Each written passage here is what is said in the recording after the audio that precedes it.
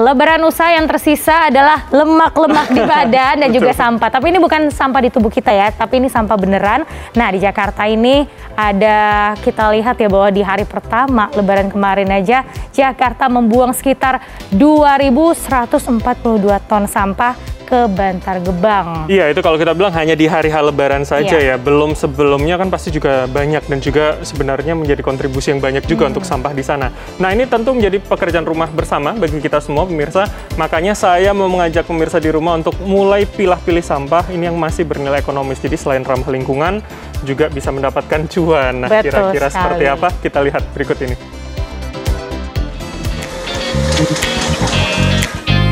Biasanya sampah seperti ini, saya tidak menyangka ternyata punya nilai rupiah.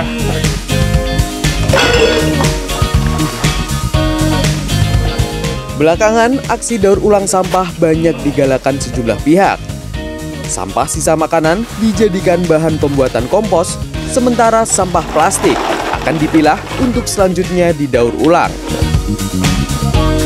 Namun, tahukah Anda bila sampah anorganik kini juga bisa menghasilkan rupiah?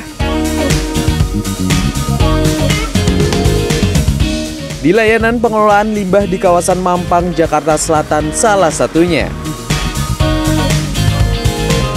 Halo pemirsa, ini saya lagi bawa bungkusan, isinya bukan hadiah, tetapi adalah sampah-sampah plastik saya dalam sebulan terakhir.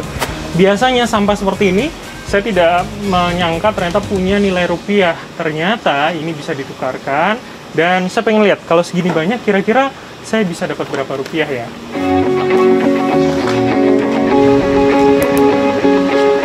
Di sini sistemnya terbilang mudah. Kita cukup menyerahkan sampah plastik dan mencatat nomor registrasi yang muncul pada aplikasi penukaran sampah di ponsel pintar. Pada proses awal ini, sampah yang di-store belum ditimbang.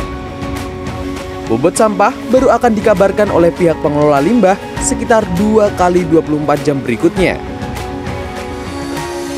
Dari setiap 1 kg sampah yang di-store, kita akan mendapatkan kompensasi berupa poin senilai Rp1.200 yang dapat ditarik sebagai uang elektronik.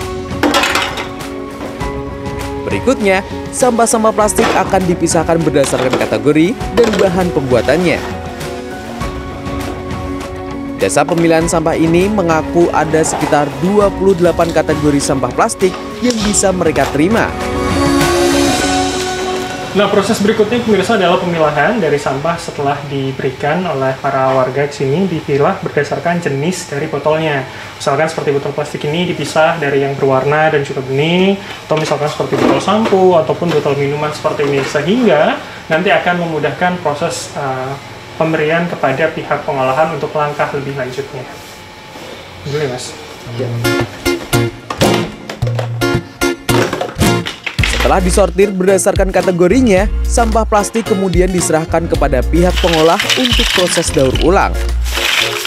Berdiri sejak 2018, jasa pemilah sampah ini bermula dari pengolahan sampah organik sisa sampah dapur. Berlanjut dengan pemilahan bahan anorganik sebagai upaya menurunkan jumlah sampah rumah tangga yang dibuang. Langkah ini disebut selain mampu menghasilkan cuan, juga menyadarkan masyarakat untuk lebih bijak saat berbelanja dan memikirkan dampak sampah yang dihasilkannya. Awal-awal tuh sebenarnya kita nggak main langsung ke pemilahan, pengelolaan sampah, tapi fokusnya justru awalnya itu di pengolahan sampah organik. Dengan lagi itu metode anaerobic digestion untuk mengubah sampah organik menjadi biogas dan pupuk. Oleh karena itu, kita melihat ini tuh nggak bisa dihilangkan proses ini. Tapi bagaimana caranya setelah beres dikonsumsi, berarti saat pertama kali dibuang, sampah itu masih memiliki nilai produk. Nah, disitulah kita mau tap in, oke, berarti di pengelolaan dan pemilahan.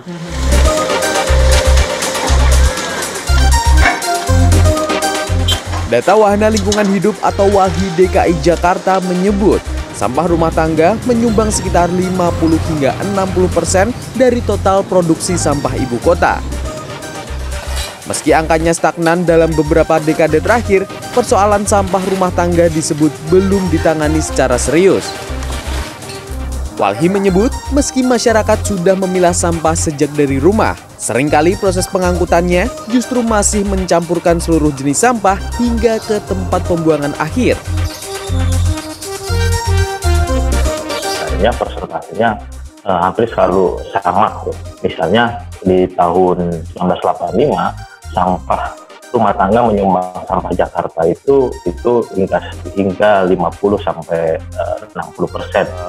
Ada memang upaya-upaya warga yang melakukan pemilahan di tingkatan rumah tangga gitu ya, tetapi memang belum cukup optimal dan belum cukup besar gitu, sehingga belum signifikan. Untuk mengurangi problematika sampah, dibutuhkan koordinasi antar seluruh pihak dari sektor hulu hingga hilir. Agar seluruh upaya mengurangi sampah dapat berjalan efektif dan tidak sia-sia. Bram Herlambang, Galuh Presisa, Jakarta.